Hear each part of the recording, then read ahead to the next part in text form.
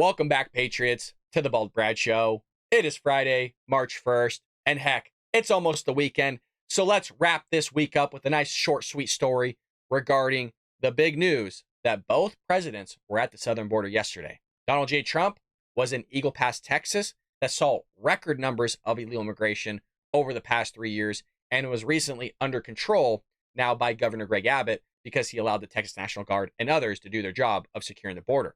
He was with Governor Greg Abbott as well as the chief union president, Judd. Now, you also have Joe Biden at the border at the same time, but he was about 300 something miles away in Brownsville, Texas, where saw a record number of like 19 illegal aliens per day. Pretty much you can go down there and never see one ever, even though you've had about 10 million people cross the border since Joe Biden's been in office. Now, who was with Joe Biden? So again, Donald Trump had Governor Greg Abbott of Texas.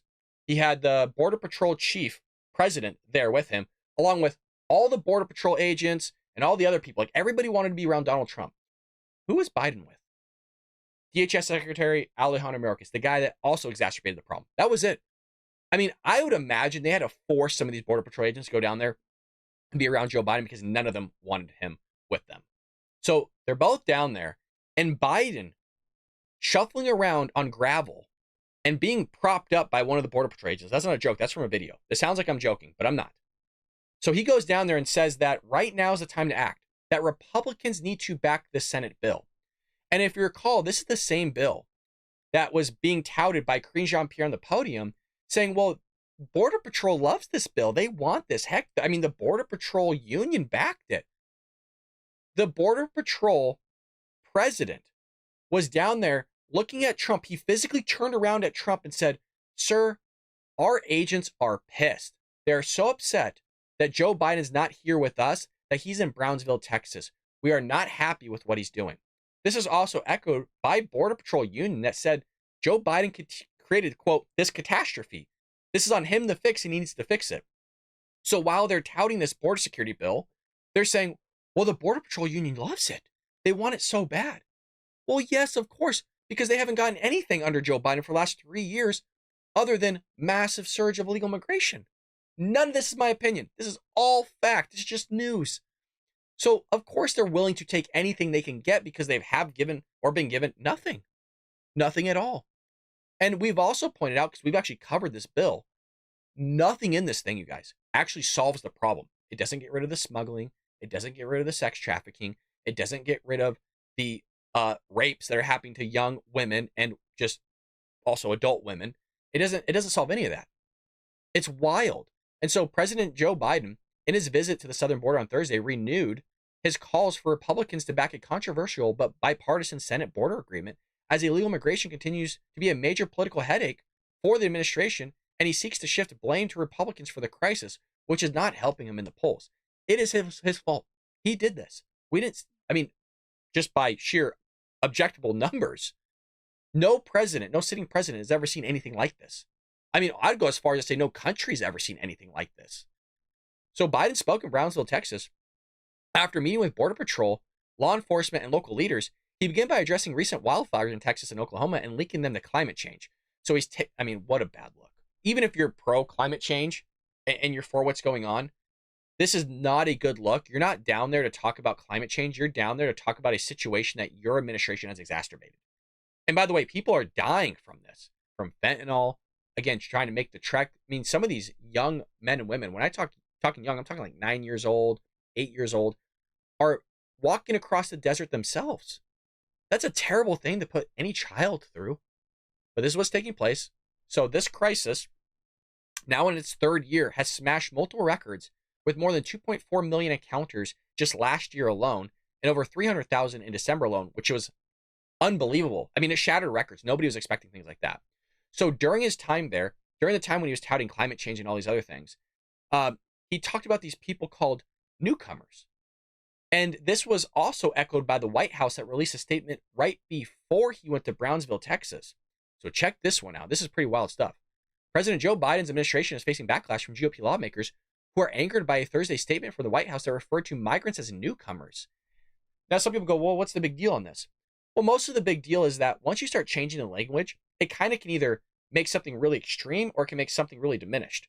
kind of like how the progressive left continue just to call everybody racist. They've really just diminished the term of what an actual racist is, which is sad because racism is not good. Racism is terrible. I think it's evil. In the same way here, you're diminishing the term of not just what a migrant is, to be honest, like a legal citizen, somebody that came through here legally through a process, but you're also diminishing those that are actually criminals that created a crime, not just from coming here in the first place, but also are committing crimes as an illegal immigrant. Now there's different hierarchies, right, of illegal immigrants. There's those that want to prosper and have a better life. They want to follow the American dream. They want to do all these things and they came here illegally to achieve that. There's those that are fleeing persecution and all those things, and rightfully so should, try to go through the correct process of asylum and get their papers worked out and all those other things. But there's those that are also criminals that are part of the MS-13 violent gang, or they're, violent gang members themselves, and they're being classified as newcomers. So when you diminish the language, you diminish the culture, change the culture, and politics is downstream of culture.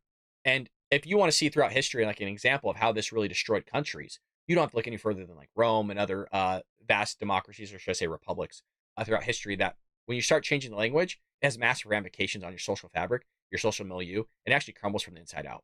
The statement was released ahead of the Biden's trip to Brownsville, Texas, where he is scheduled to meet with U.S. Border Patrol agents, law enforcement, and local leaders as part of a push to get Congress to pass a bipartisan border security agreement.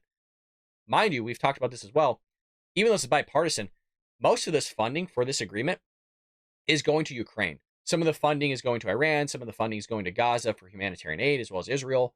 But most of this is not going to the border, which is really head spinning. I've always said if you want to create funding for Ukraine, create a separate bill and agreement. If you want to create an agreement for the border security, have that be a separate thing, and then vote on them separately. But nobody wants to do that. We all know what's going on. It's all political. And what Joe Biden's doing at the border right now is political. He doesn't care. He does not care. And we know that from his actions. If he wanted to solve it, the guy could do it tomorrow. He has the actual power and authority to do it. He doesn't want to do it. If he wanted to, again, it would have been solved. Donald Trump actually wants to solve the issue. Remember, when he was campaigning in 2016, one of his main campaigns was, Mexico's going to build the border wall for us. Now, we all know that wasn't going to happen. Let's be real. We all know Mexico was not going to build a border wall. But at least the idea of having a border wall, getting immigration figured out, getting a better process figured out so people can come here legally and through the correct way, that was really resonating with a lot of Republicans and conservatives. Well, you had a massive pushback from the Democrat Party all the way back in 2016. Remember Nancy Pelosi? I don't like border walls. I don't like walls. I don't like fences. And everyone's like, well, you have a fence around your house. Like, what are you talking about? You have a fence around the White House. I mean, hell, you put a fence around the Capitol after January 6th. I think even maybe before that. Heck, I can't remember. So it's all silliness. Donald Trump wants to solve the problem, so he's going to get political points from this. Americans see through what Joe Biden's doing. Joe Biden's been to the border one time since this whole catastrophe has happened, and that was El Paso, Texas, and he was there for 3 hours. They chauffeured out all the migrants, thousands of them, which we talked about in yesterday's episode. He doesn't care one bit about this. And which is sad because there's people that, honestly, we need to help.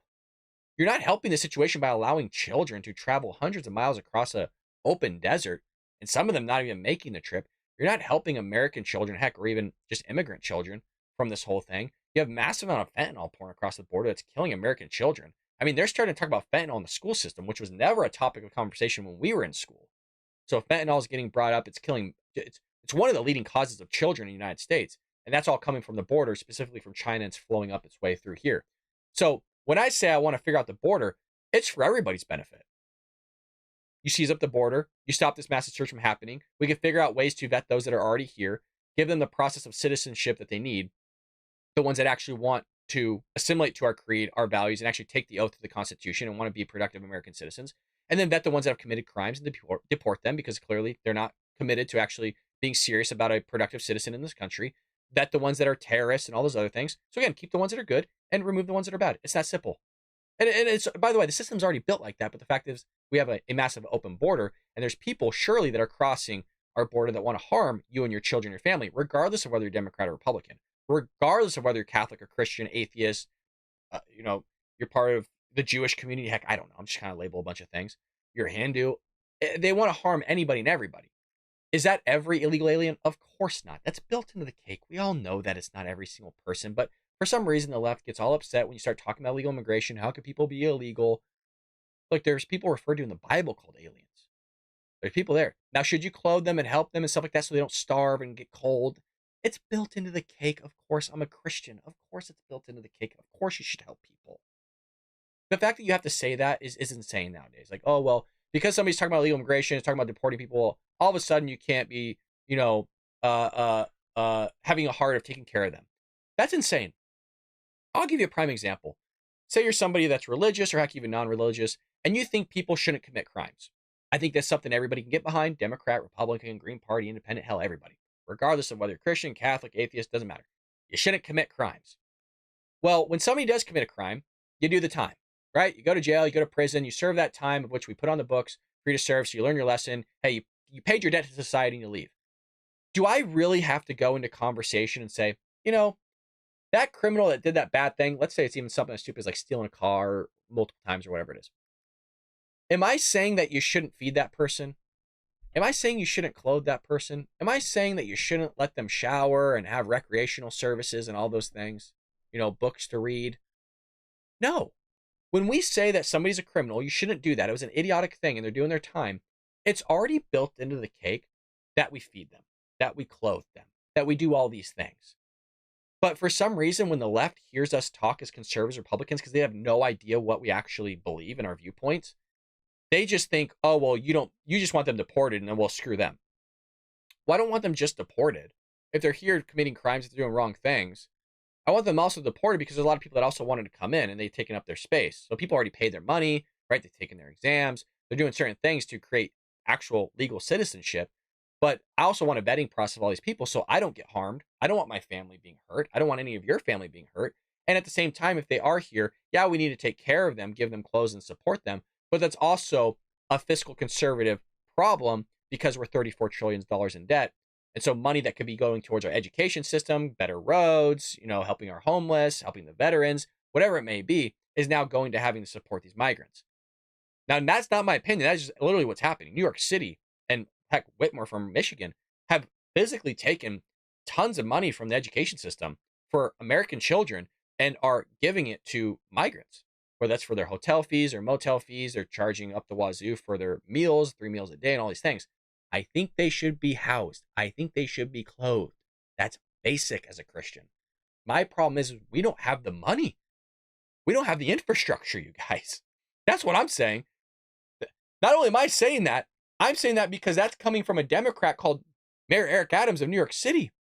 That's coming from Bowser in Washington. So all this stuff I'm saying is not mostly my opinion. It's just like, hey, this is what other people are saying. I'm just regurgitating going, hey, it sounds about right. I could be wrong. Well, on top of that, you have Joe Biden calling them newcomers, and the Border Patrol has just completely lost it. The Border Patrol union chief explodes on Biden in a fiery press conference, says his agents are pissed. So he turns to Donald Trump behind him. He says, Mr. President, my agents are absolutely pissed about these policies that are going on. And this is the head of the union. The guy that basically Karine Jean-Pierre keeps touting of like, oh, well, the Border Patrol union just loves this bill. They absolutely love Joe Biden and everything they're doing. That ain't true. That's not even close to being true. The head of the union that represents Border Patrol agents across the country exploded on President Joe Biden during a Thursday press conference, declaring agents were mad as hell and pissed over his policies that allowed the situation at the border to deteriorate so badly. This was echoed in a memo or basically a statement to Joe Biden saying, you created this catastrophe, you need to be the one to fix it.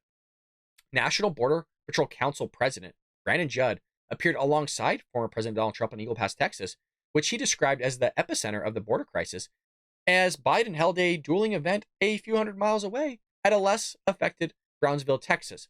Now, the question is that, say you're in a factory, let's just say, and part of the factory that's way off, really far away, is really hindered, okay? They're having trouble manufacturing cars, the employees aren't listening, like things are super chaotic. Then you got another factory that's in a different part of the state that's doing, mediocre, like, there's some issues, but, mostly production's fine. They seem like they have it under control. Would you go to the one that seems to be having things kind of under control, it's not that big of a deal? So, or would you go to the one that has massive problems, bleeps hitting the fan, so you can get in there as the dude that's supposed to be kind of running the show, meaning carrying out and executing whatever rules and regulations are for that manufacturer to figure out the processes and the problems that are taking place? Yeah, you'd probably go to the one that's messed up. That's not what's happening here, and people are losing it. So this is not winning points for Joe Biden. He's losing a ton of points, and Donald Trump is looking really good from this. I don't know what Joe Biden was thinking, honestly, going to the border. Should he have gone? Absolutely, which is great that he's there. Don't get me wrong. But the problem is that I believe rumor is that Donald Trump is the one that planned this whole trip. And then people are saying, and this is what they're saying, that Joe Biden's piggybacking, that's the wording they're using, piggybacking on this trip, which is not a good look for Joe Biden. So Border Patrol isn't happy. There's few and far between Border Patrol agents with Joe Biden. And with this whole aspect, you got a loss for Texas here with federal judge blocking Texas, allowing police to arrest illegal immigrants. Now, this was set to happen, I think, in a week or so, maybe a little bit more. And this is something we covered in the past, where Texas was trying to find any which way they can to get this just massive surge under control. They don't have the money for it. They don't have the budget for it. The crime is through the roof. It's depleting their infrastructure. I mean, it's totally crumbling Texas. The fact that they lasted this long, I honest to God can't believe it. And I really do mean that. Like, it doesn't matter if you're for illegal immigration or not. The fact that that state is able to sustain itself with everything that's gone through with this illegal immigration surge is insane. So they're trying to figure out ways of like, well, if the federal government doesn't want to execute the laws in the books, then we as a state have to figure something out because this is what my constituents want. Remember, this is not like Governor Greg Abbott. Oh, I'm racist, I'm discriminatory, all these things. His constituents want this. If he doesn't do it, he doesn't get voted back in. This is what Texans want. They want a border that's figured out here because it's creating lawlessness in their streets. It's depleting their infrastructure. Their education system can't handle it. So none of this is about pro-illegal immigration or anti-illegal immigration. This is what the constituents want. This is what Americans want in Texas, and people are getting upset because the dude is just doing what his constituents want. So a Texas law giving state law enforcement officials and officers expanded power to arrest people who illegally crossed the southern border was blocked by a federal judge on Thursday. And believe it or not, this judge, David Ezra, was actually put in place by freaking Ronald Reagan. And he's saying that the states may not exercise immigration enforcement power except as authorized by the federal government, which I find fascinating. Because, yeah, the federal government supersedes state level, but don't states have the right to protect themselves? Like, what happens if one state invades another state? Does that state not have the right to protect themselves against the other state? That's my question. So especially when you have, say, a foreign adversary invading, of course, I think everybody would come behind the fact that, like, if we're being invaded by another country, that's a massive issue. But, like, I've always used the term, and people don't have to agree with it, if you had 120,000 troops being, quote, invading Ukraine from Russia, which is what happened, and that was the term that was used, then my question is, and I'm not giving my opinion, just my question, why is it not an invasion when 10 million people pour across the border and we don't know who they are? That's just my question. I have yet to get an answer, but, the one answer I was given, well, Russia invaded Ukraine with weapons.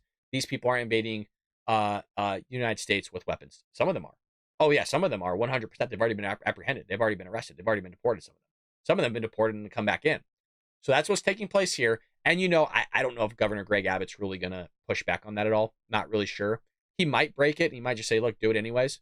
I'm not going to give my opinion on that. I think we all know what should take place. But that type of behavior from the federal government and the Biden administration saying, look, you can't do that. You can't apprehend people here that are here illegally.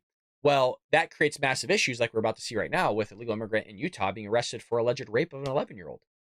And the conversation is that, yes, when people come here, you should help them. You shouldn't allow them to starve or be in the rain or the cold. You need to clothe them and feed them. All that is basic. Everybody knows that.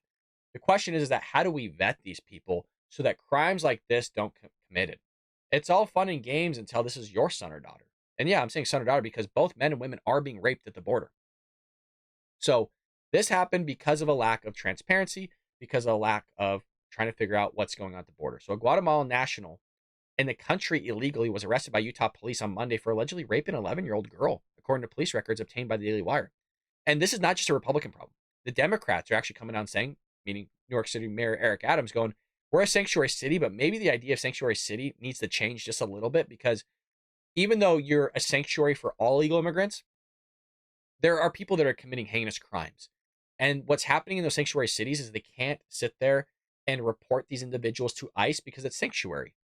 But I've always found that interesting because if it's sanctuary for all, are we just basically harboring people that are like murder? And some of them are murderers. Some of them are drug traffickers. Some of them are selling drugs that are killing our children in the school system. Like, even as Christians, are we supposed to harbor those individuals in a sanctuary city that are committing crimes in our communities? That's I don't have the answer to you all, by the way. I really don't know the answer. It's just a question that being proposed. If we're Catholics and Christians, do we, and I'm asking Catholics and Christians, do we, if we're going to claim that we're a sanctuary, do we harbor these illegal aliens that are committing crimes? And then do we harbor the ones that are not committing crimes with the ones that are committing crimes and potentially could be committing crimes and the ones that aren't committing crimes? Just a question we're proposing. I'm not giving you the answer, not giving my opinion. It's just literally a question that I have. Police documents said that on Saturday night, or Sunday night rather, a mother returned to her apartment at 11:15 p.m. where her daughter was home alone. On the way, she observed an adult male leaving her apartment. The mother said the male made eye contact with her, then quickly walked away. Well, it turns out the 11-year-old told her mother that the male she met on the internet came to the apartment and had sex with her. So just unbelievable things taking place. It's also happening at the border. It's happening all across the United States. And again, it's built into the cake. Not every illegal alien's doing this. Not every illegal immigrant's doing this. There are some good ones out there, obviously, that want to sit there and assimilate to our country, buy into our creed, buy into our social fabric, and live out the American dream. That's obvious. But the question is that at what risk do we do that? And you're going to have the risk of things happening like this. And this is not, look, this is not an extreme case. This is happening everywhere.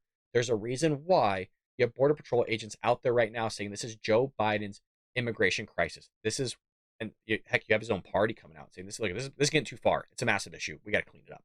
Well, lastly, Speaker Johnson reveals the excuse Biden gave him in private for not taking action on the border crisis just simply not true. House Speaker Mike Johnson revealed on Wednesday that President Joe Biden blamed Mexico for his inaction on the border crisis, which is astonishing.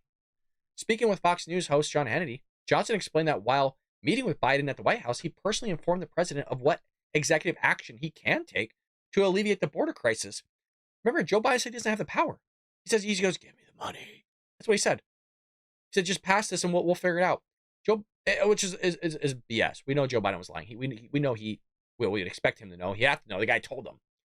But according to Johnson, Biden denied that he could take executive action to reinstate Trump-era policies like remain in Mexico because Mexican officials oppose the policies. How is that our problem? How is that the United States problem whatsoever that another country doesn't like the policy? We do a lot of things a lot of countries don't like. Heck, I mean, that's pretty much our whole foreign policy, trying to spread democracy. A lot of people didn't like that. I'm not saying we should do it, but you know what I mean. So the president has the executive authority to fix it right now, which is what I've stated for literally 3 years.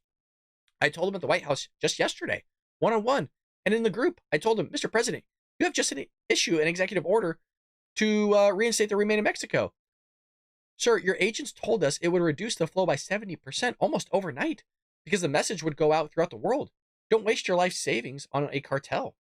They're not going to be able to get you over the line. Stay where you are. Stay in Mexico. Stay in safe third country. When Biden allegedly denied having the authority to take such action, Johnson recounted his objection. I said, that's just simply not true. President Biden did it. Why can't, or President Trump did it. Why can't you? He said, oh, Mexico doesn't want that. Johnson revealed, well, you're the president of the United States. You should take action. Correct. You're not the president of Mexico. You're the president of the United States. And you have voters, you have American citizens that you need to protect. And by the way, it's in the Constitution. So that's the craziest thing. You're not upholding the Constitution. Whether we believe immigration should be allowed or not allowed, it's against the law. And I'm sorry, but we are law-abiding people. We follow law. We do things that are moral. He took an oath to God. So I want to be clear on this. The man took an oath to God. He put his hand on the Bible. I'm Christian. He put his hand on the Bible, took an oath to execute the laws, protect American citizens. He isn't doing it. I'm sorry, but if you break a promise with God, that's pretty extreme and something to repent for. And I hope that we all do whenever we break laws, according to whatever creed is in the Bible. But this man is not doing it, which is not right. And what type of example are you setting for others if you're going to sit there and not execute the laws in the books, but then you're going to say, hey, you shouldn't commit crimes? It's a crime within itself to sit there and lie to the American people and take an oath of which you're not willing to take up. So the implication, of course, is that Biden can use executive authority to rescind policy. Certainly, he could take action to enact the policy. Not only can Biden use executive action to stymie the migrant crisis, but existing law empowers the president with unique authority and act in the time of crisis, which says it right here. Whenever the president finds that the entry of any aliens or of any class of aliens into the United States would be determined to the interest of the United States, he may, by proclamation, and for such period as he shall deem necessary, suspend the entry of all aliens or any class of aliens as immigrants or non-immigrants, or impose on the entry of aliens any restrictions he may deem to be appropriate. I'm a law-abiding citizen. I don't break the law. This right here is something the president can do. He wouldn't be breaking the law to do it. He's allowed to do it. Not my opinion. None of this is my opinion. It's fact right there. You all see it on the screen. I'm not saying he has to do it. I'm not saying he's mandated to do it. What I'm saying is you fill in the gaps. The man took an oath of office to uphold the United States Constitution. As a fact, he is not upholding it. He could sit there and figure this out right now by instituting this. He doesn't want to. That's the simple answer. Well, folks, short and sweet episode today. I guess kind of short, 25 minutes. But, I ramble a lot. I want to make sure I give you all the information here. But I hope you enjoyed this episode of The Bald Brad Show. As always, if you want to be part of our community of patriots, we got a lot of regulars in the live chat whenever we premiere a video or go live, which is honestly every day. We premiere every single day at 7 a.m. Pacific Standard Time, except on Saturdays and Sundays. We do some loosey-goosey stuff, but we put out videos nonetheless. Maybe we'll go live this week. We will see, or should I say this weekend. Be on the lookout for Spooky Adventures. We got a second channel. Link is in the description. We'll react and kind of go over some supernatural stuff, the unexplained as well as the paranormal. Would love for you to check out our second channel. Way different than this. Not political whatsoever. Just a lot of fun. And with that being said, folks, I'll see you later here on The Bald Brad Show.